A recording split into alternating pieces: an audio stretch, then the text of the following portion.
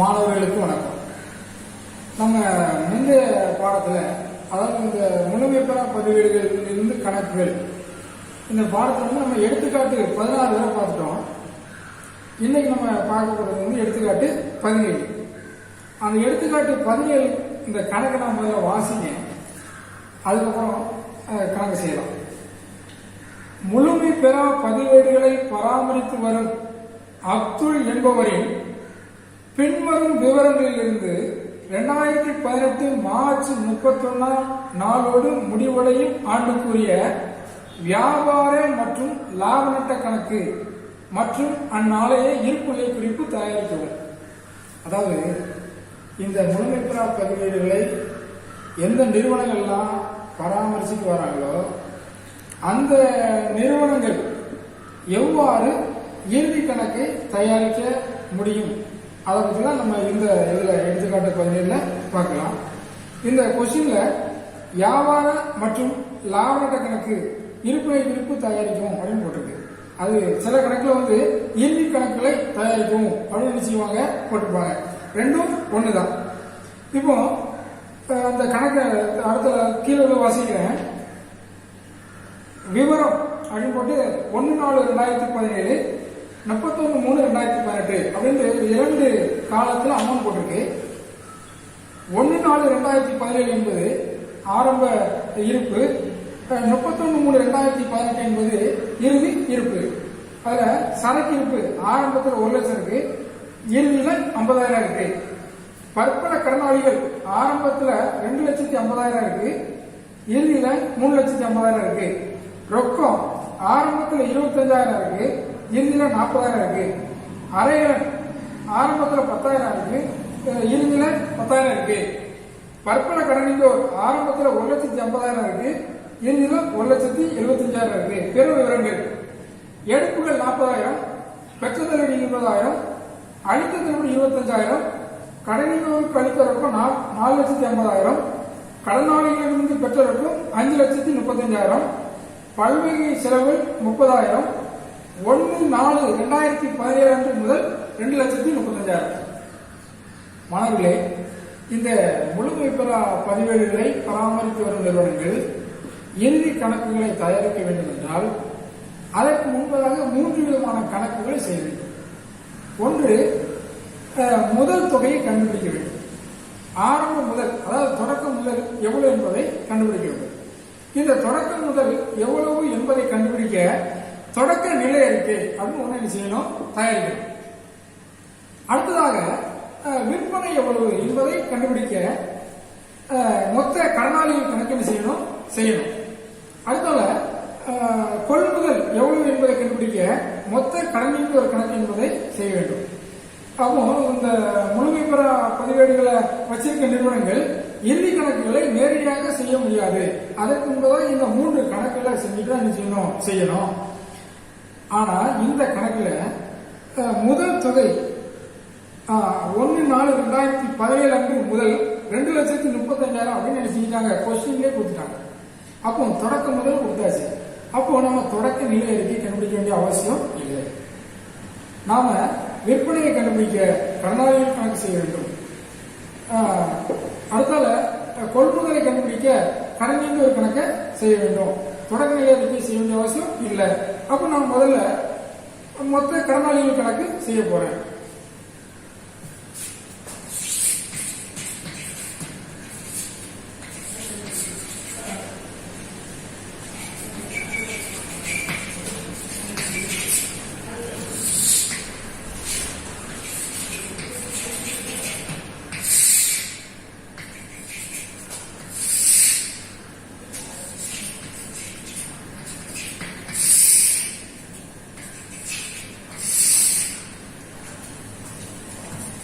இது பட்டு பக்கம், இது வரவு பக்கம். அதில் மொத்த கடனாளிகள் கணக்கு செய்யும் பொழுது மொத்த கடனாளி என்பது சொத்தா பொறுப்பா என்பதை நம்ம செய்யணும், அறிந்து கொள்ளணும். மொத்த கடனாளி என்பது ஒரு சொத்து. சொத்து என்றால் பற்றிருப்பை காட்டும். பற்றிருப்பு என்றால் ஆரம்ப இருப்பை இருக்கும், பற்று பக்கத்தில் இருக்கும். ஆரம்ப இருப்பு நான் சொல்லியிருக்கேன், இருப்பு இருப்பு PO இதான் ஆரம்ப இருப்பு. அடுத்த அந்த மொத்த கடனாளிகள் கணக்கை நம்ம இதுக்கு முன்னாடி செஞ்சிருக்கோம். இருப்பு கீக்கோ எங்க இருக்கும்னா இருப்பு கீ எங்க இருக்கும், இந்த சைடுல இருக்கும், கீழே இருக்கும். இருப்பு PE. இருப்பு கீனா இறுதி இருப்பு. இந்த கொஸ்டின்ல பாருங்க, கடனாளிகளின் ஆரம்ப இருப்பு எவ்வளவு இருக்கு? 2,50,000. அந்த 2,50,000 என்ன செய்யணும், எழுதணும். அடுத்தது இறுதி இருப்பு எவ்வளவு? 3,50,000. அது போக இந்த கடனாளிகள் சம்பந்தமாக எந்த கணக்கெல்லாம், எந்த கடனாளிகள் கணக்குல எதெல்லாம் எழுத வேண்டியது அதை மட்டும் இந்த கொஸ்டின்ல நம்ம பார்க்கணும். நம்ம சரக்கு இருப்பு, ரொக்கம், அறைகள், கடனீந்தோர் இதெல்லாம் என்ன செய்யணும், எழுதாண்டாம். எடுப்புகள் எழுதாண்டாம். அடுத்தல பெற்ற தள்ளுபடி எழுதணுமா? பெற்ற தள்ளுபடி எழுத வேண்டிய அவசியம் இல்லை. பெற்ற தள்ளுபடினா என்ன அப்படின்னா, நாம யாருக்காவது பணம் கொடுக்க வேண்டும் என்றால் அவர்களுக்கு கொடுக்க வேண்டிய தொகையில கொஞ்சம் ரூபாயை கொடுக்க வேண்டாம். அதான் இது பெற்ற தள்ளுபடி. நாம யார்கிட்ட கடனுக்கு சரக்கு வாங்கியிருப்போம், 1 லட்சம் ரூபாய்க்கு கடனுக்கு வாங்கியிருப்போம். 1 லட்சம் ரூபாயில 99,000 கொடுத்தா போதும், 1000 ரூபாய் கொடுக்க வேண்டாம். அப்போ அந்த 1000 ரூபாய் என்னது, பெற்ற தள்ளுபடி. அப்போ இந்த பெற்ற தள்ளுபடி எந்த கணக்குல வரும்னா, கடன் ஒரு கணக்குல வரும். நம்மளுக்கு கடன் தந்தவங்க கணக்குல வரும். ஆனா இப்போ அடுத்த அழுத்த தள்ளுபடி இருக்கு. அழுத்த தள்ளுபடி என்றால் நாம யாருக்காட்டு சரக்கு வித்திருப்போம், அவங்க நமக்கு ரூபா தர மாட்டான். அவன் நம்மளுக்கு ரூபா தருவான், ஆனா தற்சமயம் தர மாட்டான். அப்ப நம்ம சொல்லுவோம், அவன் நம்மளுக்கு 1 லட்சம் ரூபா தரணும்னா நீ ஒரு 2,000 ரூபாய் தரான்டா அப்படின்னு சொல்லுவோம். அப்ப நம்ம 2,000 ரூபாய் அவனுக்கு தள்ளுபடி அழித்திருக்கோம். அது பேர் என்ன பேரு, அழித்த தள்ளுபடி. அதனால அழித்த தள்ளுபடி கடனாளிகள் கணக்கு என்ன செய்யும், வரும். கடனீந்தோர் கணக்கு என்ன செய்யாது, வராது. அடுத்தால கடனீந்தோருக்கு அழித்த ரொக்கம், இது கடனாளிகளுக்கு என்ன செய்யாது, வராது. அடுத்தால கடனாளிகளிடம் பெற்ற ரொக்கம், கடனாளிகள் பெற்ற ரொக்கம் என்ன செய்யும், கடனாளிகளுக்கு வரும். அதாவது நான் ஸ்பீடா சொல்லிட்டே போறேன். இதுல எங்க இருக்கு, ஃபார்மேட்ல நம்ம இதுக்கு முன்னாடி என்ன செஞ்சிருக்கோம். அதனால இதுல 4 விஷயம் வரும். இந்த கணக்குல என்னதான் வரும்னா, கடனாளிகளின் ஆரம்ப இருப்பு, இறுதி இருப்பு, அடுத்தாலும் இந்த கொஸ்டின்ல அளித்த தள்ளுபடி, கடனாளிகள் பெற்ற ரொக்கம், இவ்வளவுதான் விஷயம் வரும். வேற எதுவுமே வராது. சரி,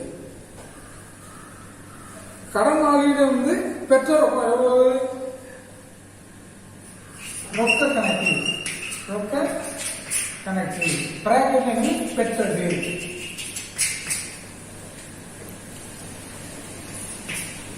$5,35,000. அடுத்தால அழுத்த தள்ளுபடி,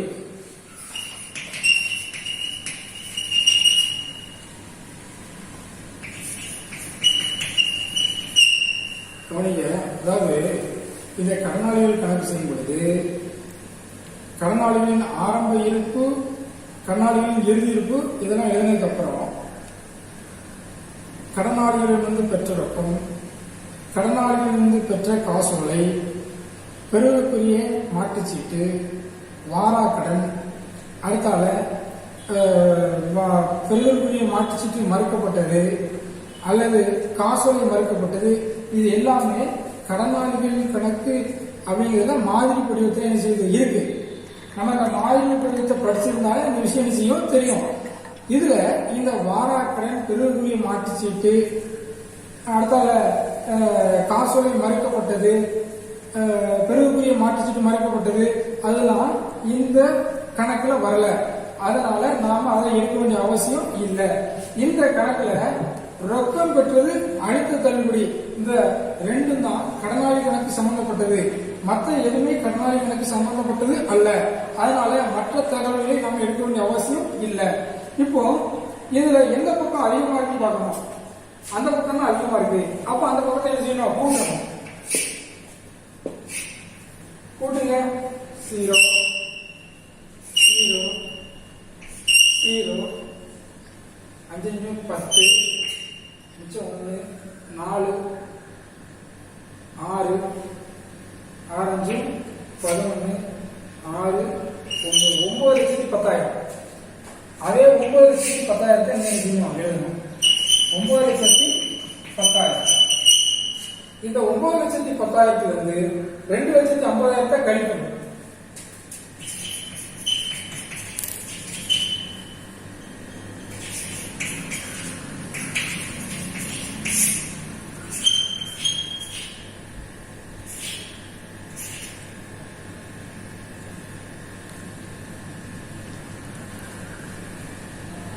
ரெண்டு போனா 6,60,000.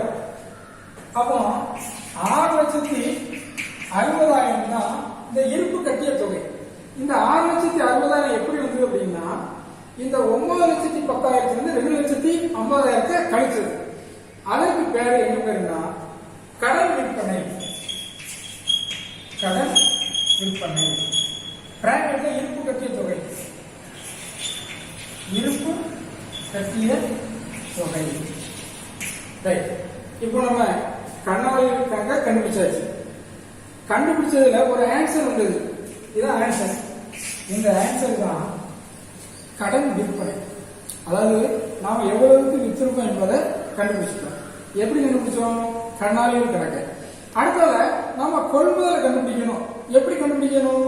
கடன் ஒரு கணக்கு செஞ்சா எவ்வளவு கொள்முதல் செஞ்சிருக்கோம் அப்படிங்கிறத கண்டுபிடிக்கலாம். Right, okay. அடுத்த நம்ம என்ன செய்யலாம்? கடன் ஒரு கணக்குக்கு போகலாம். நம்ம இதுக்கு முன்னால கடனாளிகள் கணக்கை கண்டுபிடிச்சு கடன் விற்பனை எவ்வளவு என்பதை நம்ம கண்டுபிடிச்சிட்டோம். அடுத்தால நம்ம கடன் ஒரு கணக்கு செய்து எவ்வளவு கடன் கொள்முதல் செஞ்சிருக்கோம் அப்படிங்கிறத கண்டுபிடிக்க போறோம். கடன் ஒரு கணக்கு செய்யணும்னா கடன் என்பது ஒரு சொத்தா அல்லது பொறுப்பா அப்படிங்கிறத நம்ம தெரிஞ்சுக்கணும். கடன் அப்படின்னா ஒரு பொறுப்பு. பொறுப்பு என்றால் அது வரவேற்பை காட்டும். வரவேற்பு என்றால் ஆரம்ப இருப்பு இந்த செயல் இருக்கும். ஆரம்ப இருப்பு இருப்பு கீழ்கோ. ஆரம்ப இருப்பு இங்க இருந்தாச்சுன்னா இறுதி இருப்பு இருக்கும் இங்க இருக்கும். இருப்பு கொஸ்டின்ல பாருங்க, கடனீந்தோரின் ஆரம்ப இருப்பு 1,50,000 அப்படின்னு போடுது. 1,50,000. அடுத்தது கடனீந்தோரின் இறுதி இருப்பு 1,75,000 கொஸ்டின் இருக்கு போட்டிருக்கு.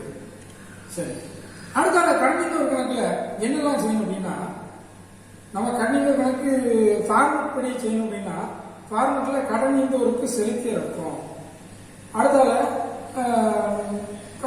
கடனீந்தோரிடமிருந்து பெற்ற தள்ளுபடி, கொள்முதல் திருப்பம், கடனீந்தோருக்கு செலுத்திய காசோலை அப்படின்னு நம்ம ஃபார்மட்ல நிறைய இருக்கு. ஒரு 4-5 இருக்கு. அதுல இந்த கணக்குல கடனீந்தோர் சம்பந்தப்பட்ட விஷயம் எதுதான் வருது அப்படின்னு பார்க்கணும். அது ஃபார்மட்ல நிறைய இருந்தாலும் நாம கடனீந்தோர் கணக்கு செய்யும் பொழுது இந்த கணக்கில் கடனீந்தோர் சம்பந்தப்பட்ட விஷயங்கள் எத்தனை வருதுன்னு பார்த்தா கடனீந்தோரின் தொடக்க இருப்பு இருக்கு, ஆரம்ப இருப்பு இருக்கு.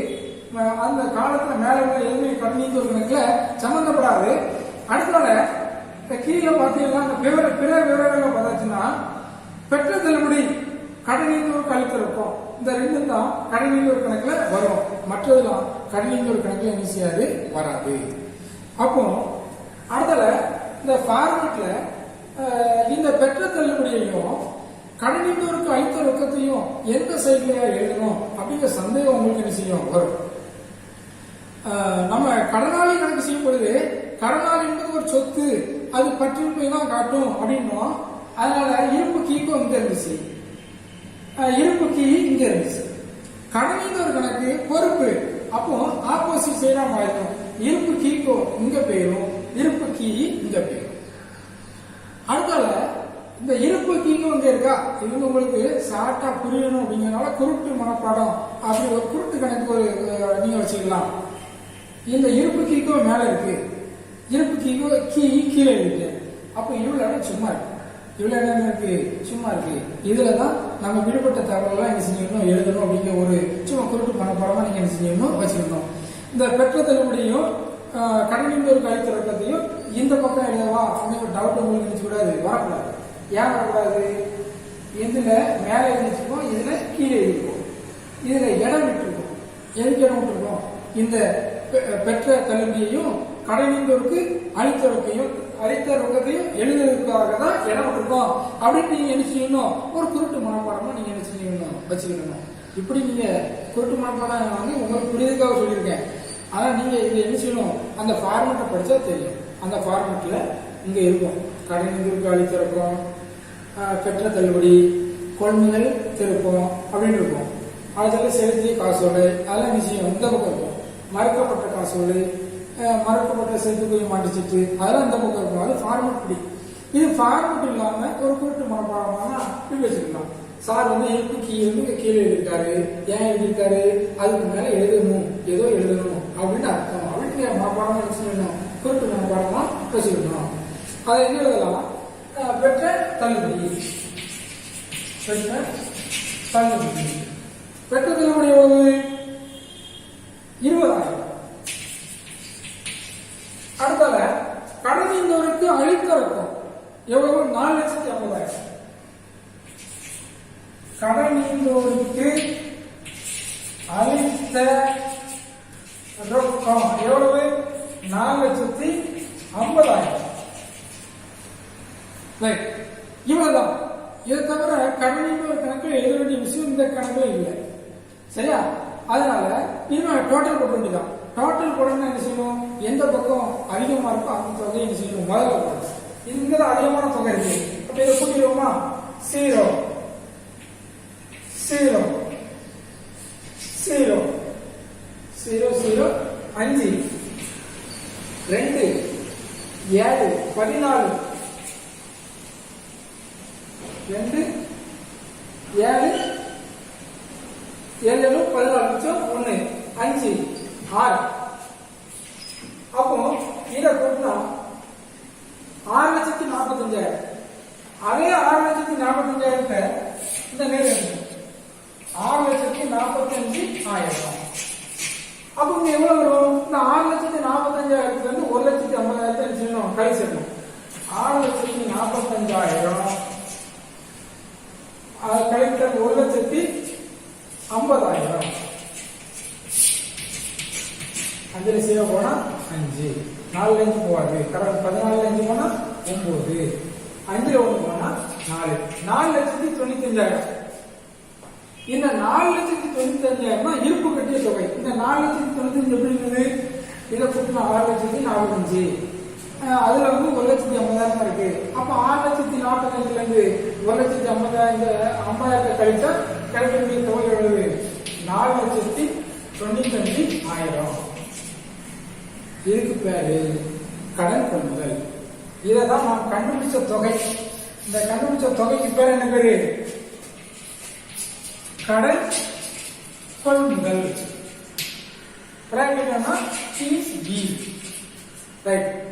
சரியா இருக்கும். இந்த இறுதி கணக்குகளை தயாரிக்க வேண்டும் என்பதாக 3 கணக்குகளை செய்யணும்னு சொன்னேன். 1 நிலை அறிக்கை, தொடக்க முதலை கண்டுபிடிக்க. ஆனா இந்த கொஸ்டின்ல தொடக்க முதல கண்டுபிடிக்க வேண்டிய அவசியம் இல்லை, அதனால நான் செய்யல. அடுத்தால விற்பனையை கண்டுபிடிக்க கடனாளிகள் கணக்கு செய்யணும், செஞ்சாச்சு. அடுத்தால கொள்முதலை கண்டுபிடிக்க கடனீந்தோர் கணக்கு செய்யணும், செஞ்சாச்சு. இனிமே நம்ம நேரா இறுதி கணக்குக்கு போயிடலாம். நம்ம வந்து கடனாளி கணக்கு, கடனீந்தோர் கணக்கு செஞ்சாச்சு. அடுத்தால இறுதி கணக்கு செய்யணும். இறுதி கணக்குனா வியாபார லாப நட்ட கணக்கு, இருப்புநிலை குறிப்பு. இதுல இந்த ஃபார்மெட்ல இந்த டோட்டல் காலத்துக்கு மேல, இந்த டோட்டல் காலத்துக்கு மேல வியாபார கணக்கு, இதுக்கு கீழே லாப நட்ட கணக்கு, இதுக்கு கீழே லாப நட்ட கணக்கு. இதை வந்து நம்ம 14 படிச்சிருக்கோம். வியாபார கணக்கு மாறி முடியும், இதுக்கு மேல வியாபார கணக்கு, இதுக்கு மேல கீழே லாப நட்ட கணக்கு. சரி, இந்த வியாபார கணக்குல என்னெல்லாம் வரும் அப்படிங்கிறத அதுக்கு ஒரு ஃபார்மெட் இருக்கு. வியாபார கணக்குல பட்டு பக்கத்துல எதெல்லாம் வரும், வியாபார கணக்குல வரவு பக்கத்துல எதெல்லாம் வரும், லாப நட்ட கணக்குல பட்டு பக்கத்துல எதெல்லாம் வரும், லாப நட்ட கணக்குல வரவு பக்கத்துல எதெல்லாம் வரும் அப்படிங்கிறதுக்கான ஃபார்மெட் 11 இருக்கு. நீ 11 என்ன செஞ்சிருப்ப, படிச்சிருப்ப. இருந்தாலும் நானும் இதை உனக்கு என்னெல்லாம் வருங்கிறத சொல்லுவேன். இந்த வியாபார கணக்குல பட்டு பக்கத்துல தொடக்க சரக்கிற்கு வரும், இந்த பக்கத்துல மேல தொடக்க சரக்கிற்கு வரும், இந்த வியாபார கணக்குல கீழே இறுதி சரக்கிற்கு. அடுத்தால இங்க கொள்முதல் வரும், இங்க விற்பனை வரும். அடுத்தது இந்த இடத்துல நேரடி செலவுகள் வரும். வியாபார கணக்கில் பற்று பக்கத்துல நேரடி செலவுகள் வரும். அடுத்தது இதுக்கு கீழே லாப கணக்கு. வியாபார கணக்கில் பற்று பக்கத்துல நேரடி செலவுகள், வியாபார கணக்கு லாப கணக்கில் பற்று பக்கத்துல மறைமுக செலவுகள் வரும். அதாவது டைரக்ட் எக்ஸ்பென்சஸ் இங்க, இன்டைரக்ட் எக்ஸ்பென்சஸ் இங்க.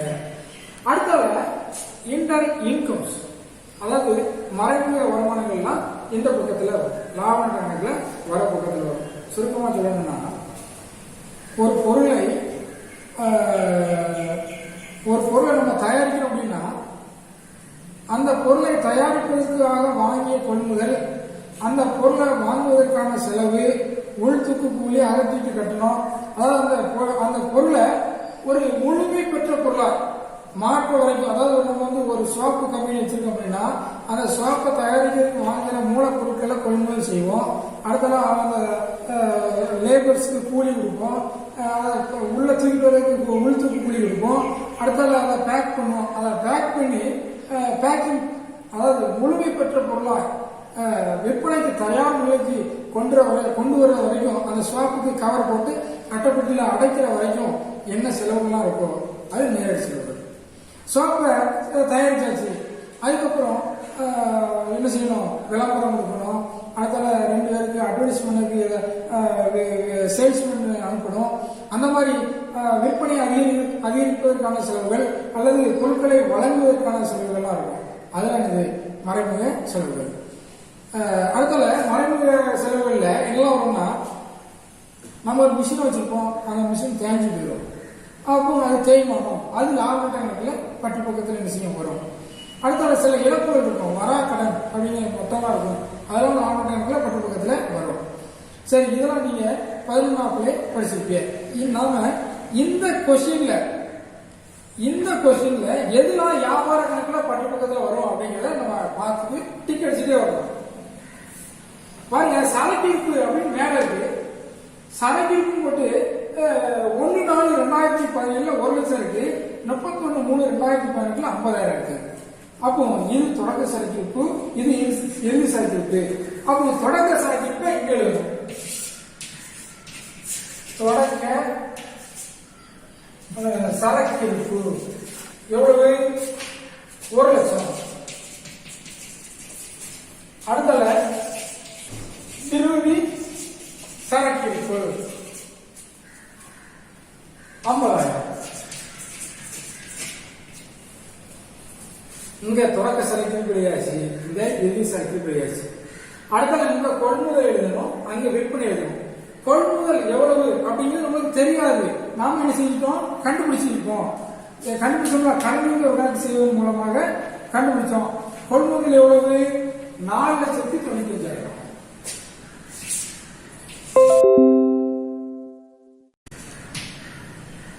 கொள்முதல் கடன் கொள்முதல் 4,95,000. இந்த கொள்முதல் என்பது நம்ம கொஸ்டின்ல கொடுக்கல, நாம கண்டுபிடிச்சிருக்கோம். அடுத்தால விற்பனையும் கொஸ்டின்ல கொடுக்கல, நாம என்ன செஞ்சிட்டோம், கண்டுபிடிச்சோம். ஒரு அமௌண்ட் எவ்வளவு?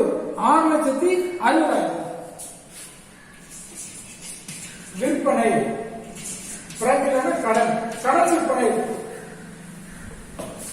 6,60,000.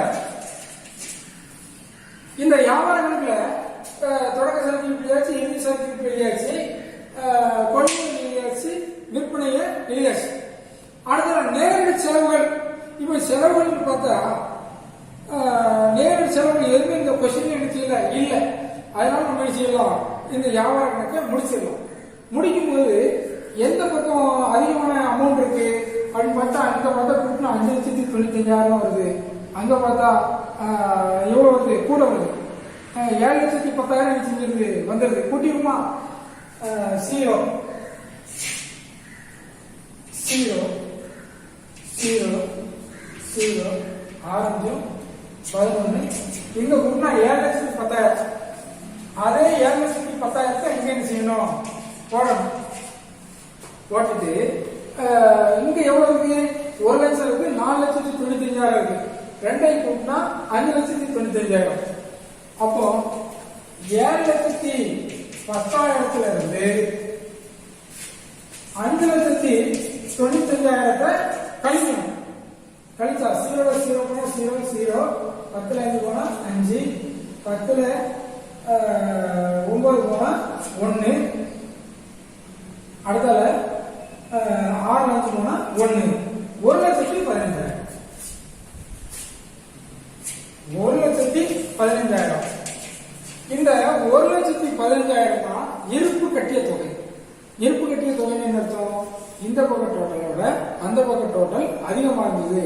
அந்த டோட்டல் இந்த டோட்டல்ல இந்த அமௌண்ட்டை கழிச்சு ஒரு அமௌண்ட் கிடைச்சது. அந்த அமௌண்ட் பேர் தான் 1,15,000. அதற்கு பேர் மொத்த லாபம். மொத்த லாபம் பிராக்கெட்ல இருப்பு கீ. இந்த இருப்பு கீக்கோவா இங்க வந்துடும்.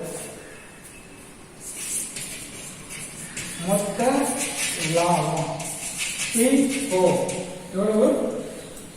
1,15,000. சோனிய இந்த மொத்த லாபம் என்றால் என்ன? அதை வந்து நான் உங்களுக்கு ஷார்ட்டா சொல்லணும்னு இருக்கேன். ஒரு பொருளை 1,00,000 வாங்கியிருக்கோம், 1,20,000 வித்தாச்சு. அப்போ 20,000 கிடைச்சிருக்கு. இந்த 20,000 மொத்த லாபம். இது வந்து உண்மையான லாபம் அல்ல. ஏன் உண்மையான லாபம் அல்ல? நம்ம 1,00,000 வாங்கி 1,20,000 வித்தாச்சு, 20,000 கிடைச்சிருக்கு. ஆனா இதுதான் மொத்த லாபம். ஆனா இதுதான் உண்மையான லாபம் அல்ல. இதுக்கு போக சில செலவுகளும் சில இழப்புகளும் வரும். என்ன செலவுகள் வரும்? 20,000 லாபம் கிடைச்சிருக்கோம். அந்த எப்படி 20,000 லாபம் கிடைச்சிருக்கோம்? ஒரு 2 பேரை வேலைக்கு வச்சிருப்போம். அடுத்த ஒரு மின்சாரம் கட்டணம் கொடுத்துருக்கலாம், அல்லது அடித்த தள்ளுபடி கொடுத்துருப்போம். இப்படி அல்லது பெற்ற தள்ளுபடி அடுத்த கூட வருமானம் செஞ்சிருக்கோம் வந்திருக்கோம். இது எல்லாம் கழிச்சு கடைசியாக கிடைக்கக்கூடிய லாபம் தான் இது சரியான லாபம். அதான் அந்த லாபத்துக்கு பேரு நிகர் லாபம். இப்போ 1,15,000 மொத்த லாபம் கிடைச்சிருக்கு. இது போக என்ன செலவுகள்லாம் இருக்கு அப்படின்னு நம்ம என்ன செய்யணும் பார்க்கணும். இந்த கொஸ்டினை பார்த்தா அது போக அழித்த தள்ளுபடி என்ற ஒரு செலவு. அழித்த தள்ளுபடினா அது ஒரு நம்ம வந்து ஒருத்தருக்கு நம்மளுக்கு ரூபா தரவங்களுக்கு நம்ம என்ன செய்யறோம், ஒரு அழித்த தள்ளுபடி 25,000 இருக்கு, ஒரு 25,000 தரான்டான் அப்படின்னு சொல்றோம். அது நமக்கு ஒரு செலவு மாதிரி தான். அந்த அழித்த தள்ளுபடி செஞ்சு எழுதணும். அழித்த தள்ளுபடி அழித்த தள்ளுபடி எவ்வளவு? 25,000. அடுத்தால இதுல பல்வகை செலவுகள் அப்படின்னு ஒரு செலவு. பல்வகை செலவுகள். பல்வகை செலவுகள் எவ்வளவு? 30,000. இதை தவிர வேற செலவுகளே இல்லை. வேற சம்பளம், விளம்பர கட்டணம், தொலைபேசி கட்டணம் அப்படின்னு நிறைய செலவுகள்லாம் இருக்கும். அந்த செலவுகள்லாம் இந்த கொஸ்டின் நிச்சயில இல்லை. 2 செலவு தான் இருக்கு. லாபம் எவ்வளவு இருக்கு? 1,15,000. அடுத்தால பெற்ற தள்ளுபடி என்ற ஒரு வருமானம். பெற்ற தள்ளுபடி இந்த செலவு இங்க எழுதுனால வருமானத்தை எங்க எழுதணும்? இங்க எழுதணும். அழித்த தள்ளுபடி என்பது ஒரு செலவு, பெற்ற தள்ளுபடி என்பது ஒரு வருமானம். அது இங்க எழுதணும். பெற்ற தள்ளுபடி. பெற்ற தள்ளுபடி எவ்வளவு? 20,000. அப்போ 1,15,000 லாபம் கிடைச்சிருக்கு. அடுத்தால பெற்ற தள்ளுபடி என்ற ஒரு வருமானம் கிடைச்சிருக்கு. அப்போ 1,35,000 லாபம். அப்படிதானே? 1,15,000 லாபம் கிடைச்சிருக்கு. அடுத்தால ஒரு 20,000 கிடைச்சிருக்கு, தள்ளுபடி கிடைச்சிருக்கு, டிஸ்கவுண்ட் ரிசீவ்டு, நம்ம டிஸ்கவுண்ட் பெற்றிருக்கோம். அப்போ 1,35,000. செலவு எவ்வளவு இருக்கு? அழித்த தள்ளுபடி 25, பல்வகை செலவு ஒரு 30. அப்போ இதை கூட்டினா 1,35,000. அதே 1,35,000 இங்க போடணும். 1,35,000. அப்போ 1,35,000 வருமானம் இருக்கு. அதுல செலவு எவ்வளவு இருக்கு? 25, 30, 55 இருக்கு. அப்போ 1,35,000 இருந்து 55 கழிக்கணும். 1,35,000 அதுல 55. எந்த 55? 25, 30 ரெண்டை கூட்டினா எவ்வளவு? 55. அதை கழிக்கணும். 0 0 0 0 13 அதுல 5 போனா 8 80,000. அந்த 80,000 தான் இருப்பு கட்டிய தொகை. இந்த 80,000 தான் இருப்பு கட்டிய தொகை. அதுக்கு பேரு நிகர லாபம், ஆங்கிலத்துல நெட் ப்ராஃபிட். நிகர லாபம். நிகர லாபம்னா அந்த கம்பெனியில எல்லா செலவுகளும் போக கிடைக்கக்கூடிய நெட் ப்ராஃபிட். இந்த நெட் ப்ராஃபிட்டை யாருக்கு கொடுக்கணும்? உரிமையாளருக்கு கொடுக்கணும். அப்போ உரிமையாளர் என்ன போட்டுப்பாரு? முதல் போட்டுப்பாரு. அந்த முதலை அவருக்கு திருப்பி செலுத்தணும். அப்போ இந்த நிகர லாபத்தையும் சேர்த்து செலுத்தணும். அப்போ இந்த நிகர லாபத்தை முதல் தொகையோட என்ன செய்யணும்? கூட்டி விடணும், ஆட் பண்ணிருக்கோம். சரி, ரைட். இந்த கணக்கு முடிந்தது. இப்போ நம்ம வியாபார கணக்கு செஞ்சாச்சு, லாபம் கணக்கு செஞ்சாச்சு. கடைசியாக நம்ம செய்யக்கூடியது இருப்பு நிலை குறிப்பு. இருப்பு நிலை குறிப்புனா என்னது? இருப்பு நிலை குறிப்புனா சொத்துக்களையும் பொறுப்புகளையும் காட்டக்கூடிய ஒரு அறிக்கை. அந்த கம்பெனியில அந்த ஆண்டின் இறுதியில எவ்வளவு சொத்து இருக்கு, எவ்வளவு பொறுப்பு இருக்கு என்பதை காட்டக்கூடிய ஒரு அறிக்கை. இப்போ எப்பவும் காட்டக்கூடிய அறிக்கை அந்த ஆண்டின் இறுதியில. ஆண்டு இறுதி எப்ப முடியுது? 31/3/2018. அதாவது நான் கணக்கு வாசிக்கிறேன். முழுமை பெறா பதிவுகளை பராமரித்து வரும் அப்துல் என்பவரின் பின்வரும் விவரங்களிலிருந்து 2018 மார்ச் 31. அதாவது 31ஆம் தேதி மார்ச் மாசம் 2018. அது அந்த நாளோட முடியக்கூடிய ஆண்டுக்குரிய வியாபார கணக்கு, லாப கணக்கு, இருப்பு நிலை குறிப்பு தயாரிக்க அப்படி கேட்டது. அப்போ கடைசியாக எவ்வளவு சொத்து இருக்கு, கடைசியாக எவ்வளவு பொறுப்பு இருக்கு அந்த ஆண்டின் கடைசியில. எது ஆண்டின் கடைசி? இதுல 2 காலம் இருக்கு. 2 காலத்துல எது கடைசி? இதான் கடைசி, இதான் இறுதி. இறுதியான உள்ள சொத்துக்களையும் இறுதியான உள்ள பொறுப்புகளையும் எழுதணும். சரக்கு இருப்பு அப்படின்னு போட்டு 1,50,000 அப்படின்னு போட்டிருக்கு. இது தொடக்கம், இது இறுதி. நாம தொடக்கத்தை எழுத கூடாது, இறுதியை தான் என்ன செய்யணும்? எழுதணும். ஏன்னா கணக்கு தயாரிக்கிறது இறுதியான நாளுக்கு தான் நம்ம என்ன செய்யறோம்? தயாரிக்கிறோம். அப்போ சரக்கு இருப்புன்னு போட்டு இந்த 50,000 எழுதணும். அந்த 50,000 என்ன சரக்கு இருப்பு? இறுதி சரக்கு இருப்பு. இறுதி சரக்கு இருப்பு 50,000. அடுத்தல இந்த சொத்துக்கள் பக்கத்துல இந்த கொஸ்டின்ல என்ன சொத்துக்கள்லாம் இருக்கோ அவ்வளவு சொத்துக்களை என்ன செய்யணும்? எழுதணும். பொறுப்புகள் பக்கத்துல இந்த கொஸ்டின்ல என்ன பொறுப்புகள்லாம் இருக்கோ அதெல்லாம் என்ன செய்யணும்? எழுதணும். நம்ம சரக்கிருப்பும் எழுதியாச்சு. பற்பல கடனாளிகள் அது ஒரு சொத்து, அதனால சொத்துக்கள் பக்கத்துல எழுதணும். பற்பல கடனாளிகள் 3,50,000 எழுதியாச்சு. அடுத்த ரொக்கம். ரொக்கம் என்பது ஒரு சொத்து, அதனால சொத்து பக்கத்தில் எழுதணும். ரொக்கம் 40,000. அறைகள், அறைகள்னா பர்னிச்சர், அது ஒரு சொத்து. அறைகளன் 10,000. அடுத்த கடன் நீந்தோர். கடன் நீந்தோர்னா ஒரு பொறுப்பு, அந்த பொறுப்புகள் பக்கத்தில் என்ன செய்யணும்? எழுதணும். பற்பல கடன் நீந்தோர் 1,75,000. சரி, அனைத்து சொத்துக்களும் எழுதியாச்சு, அனைத்து பொறுப்புகளையும் எழுதியாச்சு. அடுத்த முதல். இந்த சொத்துல இருந்து பொறுப்பு கழிச்சா கிடைக்கக்கூடிய தொகை தான் முதல். அந்த முதல் தொகை நம்ம என்ன செய்யணும்? எழுதணும். அந்த முதல் தொகை எவ்வளவு என்பதை கொஸ்டின்ல கொடுத்துட்டாங்க. அவரு 1/4/2017 முதல் 2,35,000 கொடுத்திருக்கு. அப்போ முதல் என்பது ஒரு பொறுப்பு. அதை நம்ம 11 படிச்சிருக்கோம். 11 வியாபார லாப திருப்பு செய்யும் பொழுது முதல் தொகையை நம்ம பொறுப்புகள் பக்கத்தில் எழுதிருக்கோம். ஏன் பொறுப்புகள் பக்கத்தில் எழுதணும்? முதல் என்பது உரிமையாளர் வணிகத்திற்கு தந்த தொகை. அந்த தொகையை வணிகமானது அவருக்கு திருப்பி செலுத்தணும். இந்த பொறுப்புகள்லாம் என்ன அர்த்தம்னா வணிகம் யாரிடமெல்லாம் கடன் பெற்றதோ அவங்களுக்கெல்லாம் திருப்பி செலுத்தணும். அதான் பொறுப்பு. உரிமையாளர்கிட்ட வாங்கினதை கூட ஒரு பொறுப்பாக தான் நினைக்கும். உரிமையாளரை கூட ஒரு கடன் நீங்குவராகத்தான் வணிகம் என்ன செய்யும் கருதும்.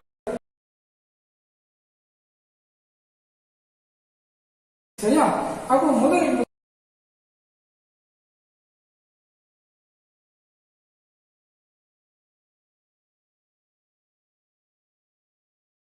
பொறுப்பு.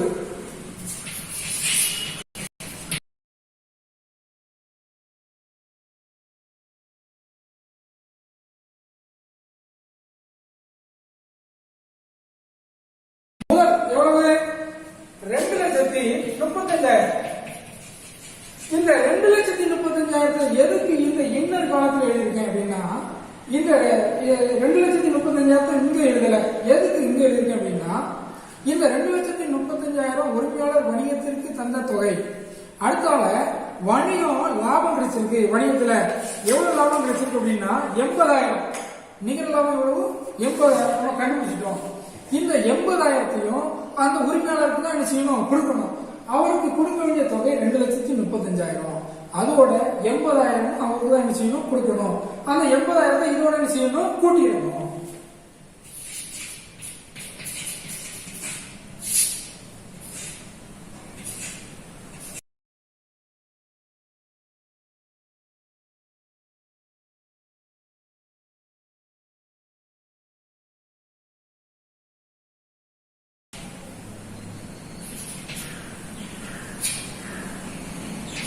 கூட்டினா 3,15,000. இந்த 3,15,000 உரிமையாளருக்கு கொடுக்க வேண்டிய தொகை.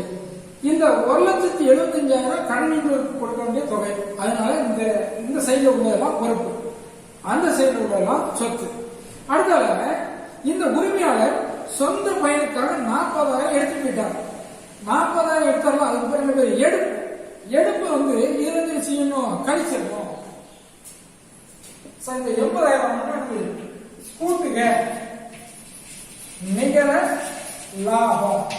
முதல் 2,30,000 கூட்டுக நிகர லாபம் 80,000 கூட்டினா 3,15,000. கழிக்க எடுப்புகள் எவ்வளவு? 40,000. இந்த 3,15,000 இருந்து 40 கழிச்சா ஒரு தொகை. அந்த தொகை தான் நம்ம உரிமையாளருக்கு கொடுக்க வேண்டிய தொகை. இதை கழிச்சு இங்கே செய்யணும், எழுதணும். 0 போனா 0, 0 போனா 0, 0 போனா 0, 5ல 0 போனா 5. அதுல 1ல 4 என்ன செய்யாது?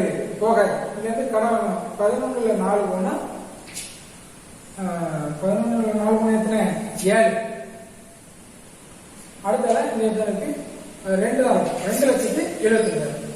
இப்போ இந்த தொகை கடனீங்களுக்கு கொடுக்க வேண்டிய தொகை, இந்த தொகை உரிமையாளருக்கு கொடுக்க வேண்டிய தொகை.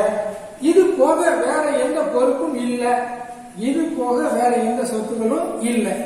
இந்த சொத்துக்களையும் பொறுப்புகளையும் கூட்டினா சமமா வரணும். சமமா வந்தா நாம செஞ்ச கணக்கு கரெக்ட். சரியா? இப்ப கொண்டுடுவோமா? 0, 0, 0, 5 10, மிச்சம் 1, 7 14 15, மிச்சம் 1 2 4, 4,50,000. இதே 4,50,000 இந்த பக்கம் வந்தா நாம செஞ்ச கணக்கு கரெக்ட். 0, 0, 0, 0, 5 10 15, மிச்சம் 1 4,50,000. ரெண்டு பக்கமும் 4,50,000 வந்துட்டு. அப்ப நாம செஞ்ச கணக்கு கரெக்ட். சரியா மாணவர்களே? நான் இந்த எடுத்துக்காட்டு கணக்கு 17 உங்களுக்கு செஞ்சு போட்டிருக்கேன்.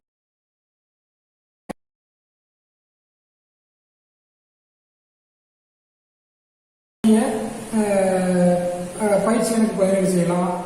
அடுத்த பயிற்சி கணக்கு 18, 19, 20 எல்லாமே இதே மாடல் தான். ஏதேனும் சந்தேகம் இருந்தா நீங்க தொலைபேசியில தொடர்பு கொள்ளுங்க, பர்சனல் வாட்ஸ்அப்ல தொடர்பு கொள்ளுங்க. நன்றி.